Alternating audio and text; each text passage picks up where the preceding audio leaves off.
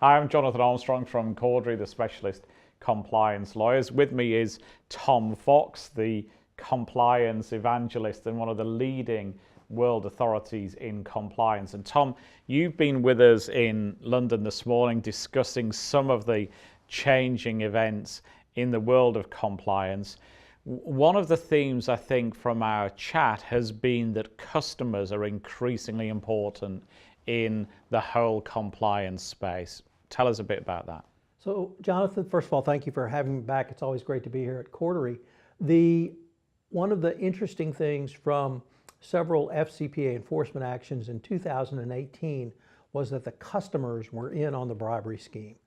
And that's previously not something we'd seen. We'd certainly seen foreign officials in on a bribery scheme, but when I say the customers are in on the bribery scheme, they are part of the overall plan to create a pot of money to pay bribes. We saw that in Petrobras, we saw that in Polycom, and we saw that in Stryker.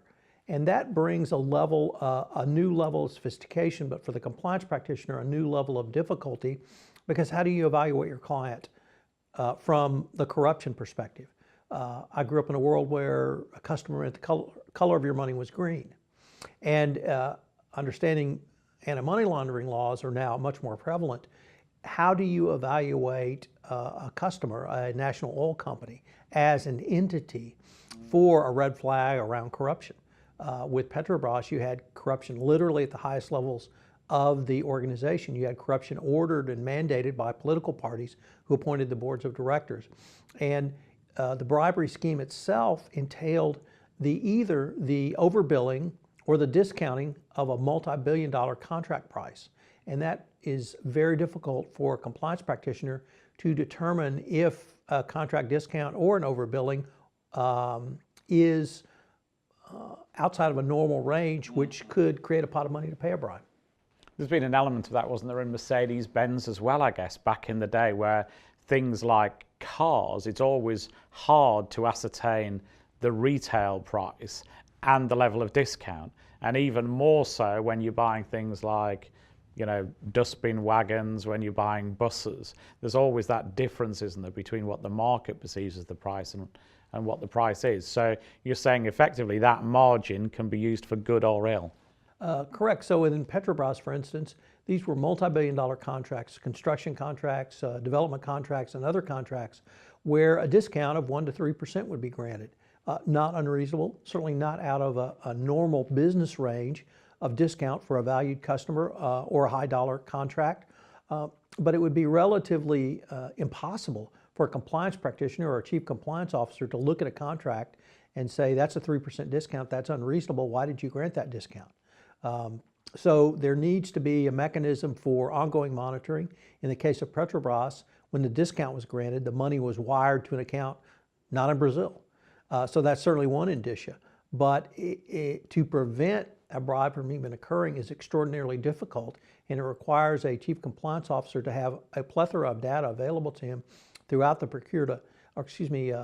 quote to cash process, which would show or even point to a problem.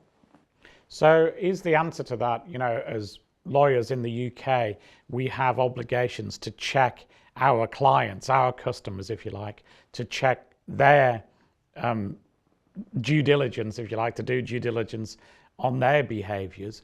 Is that something that we're going to see across industries as a result? I think that's something that we're going to move to.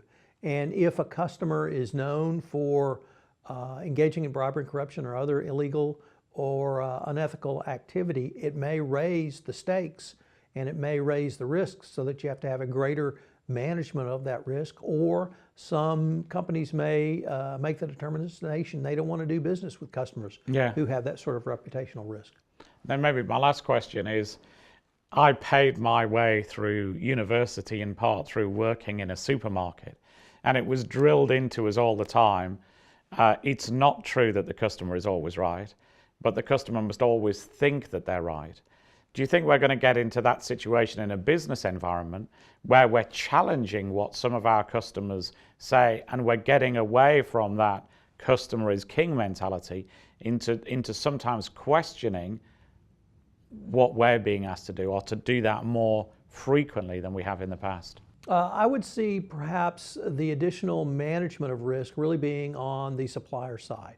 So for instance, if a discount is granted on a contract, a large contract or a small contract, has an appropriate level of management reviewed that discount, and have they determined that discount to be reasonable within the context of that contract. If there's a discount granted, how are the rebates made to the customer?